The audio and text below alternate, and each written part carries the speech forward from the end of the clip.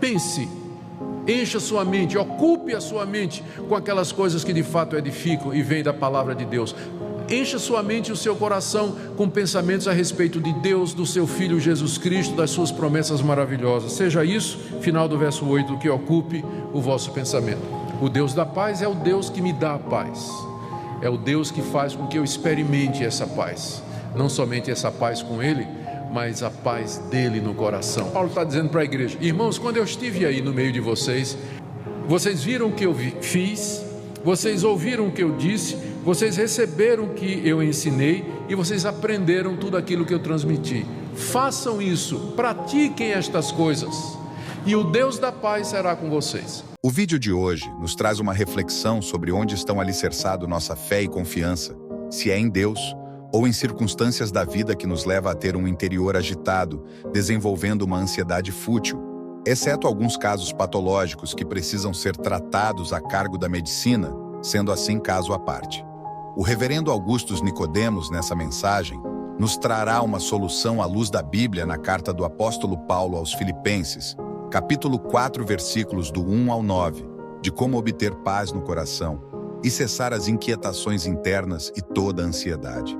Portanto, fique conosco e assista esse vídeo até o final, pois será edificante para a tua alma e lhe trará conforto e paz. E não se esqueça de se inscrever-se em nosso canal Amor pela Palavra. Ative também o sininho, curte e compartilhe para que possamos continuar levando o Evangelho de Cristo a mais pessoas, fazendo o reino de Deus avançar. Gostaria de falar a respeito de como ter paz no coração, que eu entendo é um desejo de todos nós. Se você abrir, por favor, a sua Bíblia na carta de Paulo aos Filipenses, capítulo 4, nós vamos ler do verso 1 até o verso 9. O apóstolo Paulo ensina aos irmãos da igreja de Filipos a como viver em paz. Portanto, meus amados, meus irmãos amados e muito saudosos, minha alegria e coroa, sim, amados, permanecei deste modo firmes no Senhor. Rogo a Evódia e rogo a Sintique, pensem concordemente no Senhor. A ti, fiel companheiro de jugo, também peço que as auxilies, pois juntas se esforçaram comigo no Evangelho, também com Clemente e com os demais cooperadores meus, cujos nomes se encontram no livro da vida. Alegrai-vos sempre no Senhor. Outra vez digo, alegrai-vos. Seja a vossa moderação conhecida de todos os homens. Perto está o Senhor. Não andeis ansiosos de coisa alguma. Em tudo, porém, sejam conhecidas diante de Deus as vossas petições, pela oração e pela súplica com ações de graças. E a paz de Deus, que excede todo o entendimento, guardará o vosso coração e a vossa mente em Cristo Jesus. Finalmente, irmãos, tudo o que é verdadeiro, tudo o que é respeitável, tudo o que é justo, tudo o que é puro, tudo o que é amável, tudo o que é de boa fama, se alguma virtude há e se algum louvor existe, seja isso que ocupe o vosso pensamento. O que também aprendestes e recebestes e ouvistes e vistes em mim, isso praticai, e o Deus da paz será convosco. Paulo escreveu estas palavras quando estava preso em Roma e tinha recebido uma visita de Epáfras, representando a igreja de Filipos, trazendo uma oferta para ele e informações a respeito da igreja. Essa carta é considerada um recibo de Paulo para a igreja, dizendo: eu recebi a oferta, muito obrigado. E ele aproveita para orientar a igreja em diversos assuntos que lhe foram trazidos por Epáfras. E, sem dúvida, uma das questões nas quais a igreja de Filipos precisava de orientação era como enfrentar a ansiedade, a angústia. Nós devemos lembrar que naquela época os cristãos tinham problemas similares aos nossos. Tinham problema de doença, de enfermidade, de dor, contrariedade. As coisas nem sempre caminhavam da forma como eles queriam. A busca pela paz interior e pela tranquilidade era uma busca deles, como também é a nossa. Eles tinham, contudo, um agravante, que eram as constantes perseguições e o assédio pendente da polícia local e acusações dos judeus e mais tarde dos romanos de que eles adoravam um outro rei, ou serviam a um outro senhor que não a César. Portanto, a busca por viver em paz no meio de um ambiente cuja pressão era tão grande, marcava os cristãos do primeiro século. Não é sem razão que boa parte dos livros do Novo Testamento, eles tratam dessa questão. Como viver em paz, como vencer a ansiedade, como ter descanso nesse mundo cheio de sofrimento, de dor e de contrariedade. Aqui no capítulo 4, o apóstolo Paulo se encaminha para o final da carta, trazendo algumas orientações práticas. Ele pede unidade entre duas irmãs que aparentemente não se bicavam, não é? Está aí, verso 2, Evódia e Sintique, Paulo faz um apelo para que elas pensem concordemente no Senhor. Depois ele também ele traz uma palavra, Epáfras, o companheiro de jugo, pede que auxilie aquelas irmãs a andarem juntas. No verso 4, ele pede que eles vivam sempre alegres, se alegrem sempre no Senhor, sejam moderados, no verso 5, e a partir do verso 6, ele traz 3 orientações sobre como não viver ansioso e experimentar a paz de Deus no coração. A primeira é orar. Verso 6, não andeis ansiosos de coisa alguma, em tudo, porém, sejam conhecidas diante de Deus as vossas petições, pela oração e pela súplica com ações de graças. E a paz de Deus, que excede todo entendimento, guardará o vosso coração e a vossa mente em Cristo Jesus. Ele se dirige para os irmãos e proíbe que eles andem ansiosos. Não andeis ansiosos de coisa alguma. A ansiedade em si, ela não é pecado, mas o viver ansioso talvez seja.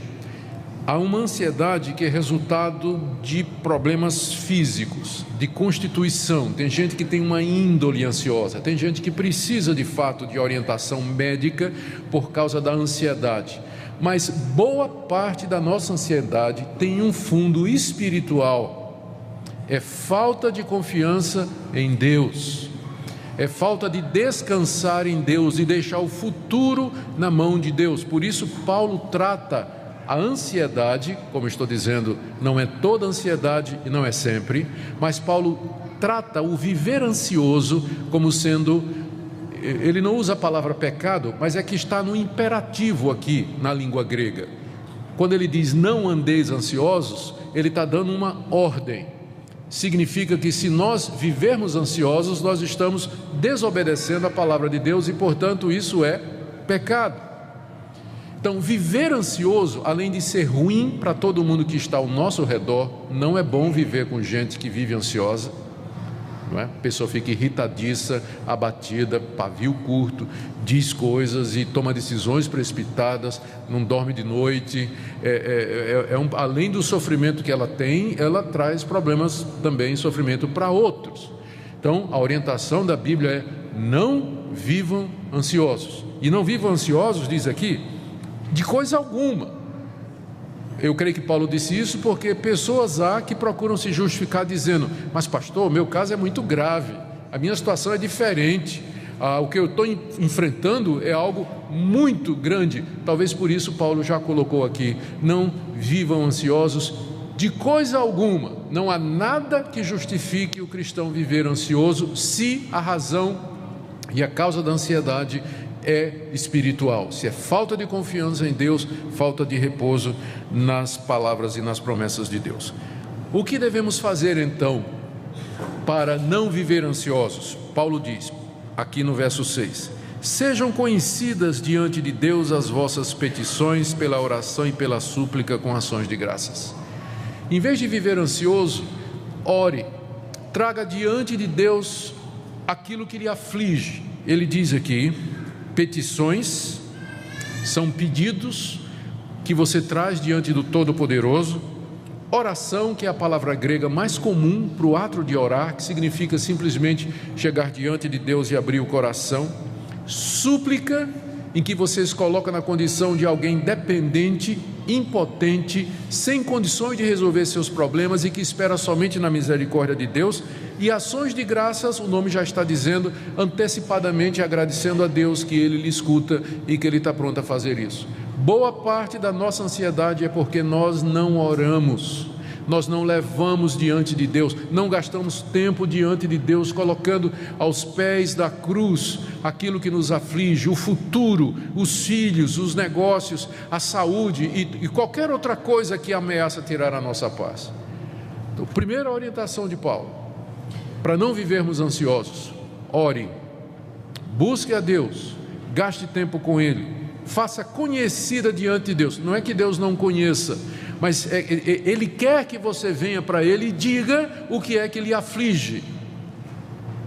Segunda orientação, a promessa, aliás, ainda dentro do primeiro ponto, olha a promessa que Ele faz no verso 7: e a paz de Deus, que excede todo o entendimento, guardará o vosso coração e a vossa mente em Cristo Jesus. Primeiro vamos entender o que é que significa a paz de Deus. A paz de Deus aqui é diferente da paz com Deus. A paz com Deus, ela não é resultado da minha oração, é o resultado de que Deus não está mais em guerra comigo. Justificados pela fé, temos paz com Deus. Paz com Deus é o estado de justificação, em que Deus não me considera mais culpado, Ele já justificou-me de todos os meus pecados, Ele me considera justo em Cristo Jesus. Deus não está em guerra comigo, não é uma questão de sentimento. O meu coração pode estar muito aflito, mas eu não perco a paz com Deus. Meu relacionamento com Ele é de paz. Mas a paz de Deus é um sentimento, é a emoção, é você sentir-se bem, é você sentir essa paz com Deus, tranquilidade no seu coração. O que Paulo está prometendo aqui é a paz de Deus, é a sensação de calmaria no coração, de tranquilidade, mesmo que a tempestade esteja batendo lá fora. Ele promete que a paz de Deus, como um guarda armado, essa expressão guardará é tirada do vocabulário militar. Imagine aqui a paz de Deus como um guarda armado, um soldado completamente equipado, montando guarda à entrada da sua mente e do seu coração, para não deixar passar nenhuma ansiedade. Porque é isso que ele está dizendo, olha, a paz de Deus vai guardar o seu coração e a sua mente. A paz de Deus vai ficar como um guarda armado na porta do seu coração e da sua mente, para não deixar entrar preocupação nenhuma. E ele diz que essa paz excede todo entendimento. Gente, que coisa maravilhosa, todo mundo quer isso, né? A paz de Deus guardando a minha mente e o meu coração, quando as coisas estão ruins lá fora, quando eu estou passando uma série de problemas, aquela tranquilidade interior, aquela sensação de paz e descanso em Deus, mesmo quando tudo está indo errado. Então a primeira coisa que você tem que fazer é orar, fazer conhecida as suas aflições, a sua angústia, a sua dor diante de Deus. Segunda orientação que ele dá aqui, você tem que praticar o que é certo. Aliás, você tem que meditar no que é certo. Verso 8: finalmente, irmãos, tudo que é verdadeiro, tudo que é respeitável, tudo que é justo, tudo que é puro, tudo que é amável, tudo que é de boa fama, se alguma virtude há e se algum louvor existe, seja isso o que ocupe o vosso pensamento. Boa parte das nossas emoções, se não todas, elas são decorrentes daquilo que nós pensamos. Quando você começa a pensar num ente querido que faleceu, vem o sentimento de saudade, de dor. Quando você começa a pensar num problema que você vai ter que resolver amanhã, a ansiedade começa a subir no seu coração. Quando você começa a pensar naquelas notas promissórias e naqueles pagamentos que você vai ter que fazer daqui a um mês, e você olha a conta bancária, sobe aquela coisa no coração. As emoções, elas são resultado daquilo que você pensa. Se você ocupa a sua cabeça, se você ocupa o seu coração com as angústias dessa vida, se você ocupa o seu coração com aquilo que não edifica, se sua mente está trabalhando o tempo todo com estas coisas, nunca que você vai experimentar a paz de Deus no seu coração. Olha a orientação que Paulo dá aqui para aquela igreja. O que é que deve ocupar o meu pensamento? O que é verdadeiro, o que é respeitável, o que é justo, o que é puro, o que é amável, o que é de boa fama, se alguma virtude há e se algum louvor existe. Eu não estou defendendo aqui pensamento positivo, mas eu estou dizendo que Deus nos fez assim. Se nós ocupamos a nossa mente com aquilo que é agradável, com aquilo que é justo, com aquilo que é verdadeiro, não é que nós não podemos pensar e planejar o que é que vamos fazer, mas a nossa mente tem que estar ocupada com as promessas de Deus, com as coisas de Deus, com a pessoa de Deus, com a convicção das promessas dele. Para você fazer com que a sua mente esteja no lugar certo, há uma série de coisas que você pode fazer em termos práticos. A sua cabeça é muito daquilo que você lê e daquilo que você vê. Se você passa o dia diante da televisão, se você passa o dia diante do Facebook, se você passa o dia diante das mídias sociais, vendo porcaria, vendo impureza, vendo mentira, vendo a glória humana, as coisas desse mundo, a sua mente vai se ocupar destas coisas. Mas se você coloca na sua cabeça a palavra de Deus, leitura de bons livros, ouvir coisas boas, boas pregações, se você alimenta a sua mente com aquilo que vem de Deus, a paz de Deus vai encher o seu coração. Mas se você passa o dia enchendo a sua mente com aquilo que não edifica, aquilo que não contribui, com aquilo que é contrário à palavra de Deus, não é à toa que você vive angustiado, não é à toa que você não tem paz, que o seu coração é um turbilhão o tempo todo. Quer ter paz com Deus? Primeiro, ore. Segundo, pense, encha sua mente, ocupe a sua mente com aquelas coisas que de fato edificam e vêm da palavra de Deus. Encha sua mente e o seu coração com pensamentos a respeito de Deus, do seu Filho Jesus Cristo, das suas promessas maravilhosas. Seja isso, final do verso 8, que ocupe o vosso pensamento. Mas há uma terceira coisa que Paulo diz aqui, se a gente quer ter paz, é que nós temos que praticar aquilo que é correto. Orar, pensar, praticar. Verso 8: o que também aprendestes e recebestes e ouvistes e vistes em mim, isso praticai. Olha a promessa: e o Deus da paz será convosco. Aqui ele fecha. Ele começou no verso 6 dizendo: a paz de Deus vai ser com vocês, e ele termina no verso 9 dizendo: o Deus da paz vai ser com vocês. O Deus da paz é o Deus que me dá a paz, é o Deus que faz com que eu experimente essa paz, não somente essa paz com Ele, mas a paz dele no coração. É uma paz sobrenatural, ela não é dada por meios humanos, embora Deus empregue os meios naturais para nos dar tranquilidade, mas essa paz no coração, ela é dada pelo Espírito Santo, que habita em nós. O fruto do Espírito é paz, está lá em Gálatas capítulo 5, é Ele que opera essa tranquilidade no nosso coração. Deus, contudo, coloca como condição que você pratique aquilo que você aprendeu, recebeu, ouviu e viu no apóstolo Paulo. Olha o que Paulo está dizendo para a igreja: irmãos, quando eu estive aí no meio de vocês, vocês viram o que eu fiz, vocês ouviram o que eu disse, vocês receberam o que eu ensinei e vocês aprenderam tudo aquilo que eu transmiti. Façam isso, pratiquem estas coisas, e o Deus da paz será com vocês. A razão pela qual muitos crentes vivem ansiosos é que eles não praticam a palavra de Deus. Eles sabem de cor e salteado o beabá evangélico, mas eles não colocam em prática. Eles sabem que determinadas coisas não devem ser feitas, fazem a si mesmo. Sabem que algumas coisas precisam ser feitas, por exemplo, perdoar, esquecer, dar a segunda face, amar ao próximo como a si mesmo, amar a sua esposa como você ama a si mesmo, se submeter ao seu marido como você se submete a Cristo, ser obediente às autoridades superiores. A Bíblia está cheia de orientações para nós. Então, na hora que você desobedece a Deus, o Espírito Santo se entristece e a paz de Deus, o Deus da paz, já não é mais com você. Se nós queremos viver em paz, temos que orar, encher a cabeça com aquilo que vem de Deus e praticar a palavra de Deus, e aí você vai andar em paz. Agora, você não pode esperar viver em paz se você não gasta tempo em oração, se você não enche a sua mente com aquilo que edifica, com a palavra de Deus e com as promessas de Deus, e você não vive de acordo com o Evangelho. A única coisa que vale dar paz é Rivotril mesmo. Não tem outra coisa, vai ter que morrer no Rivotril.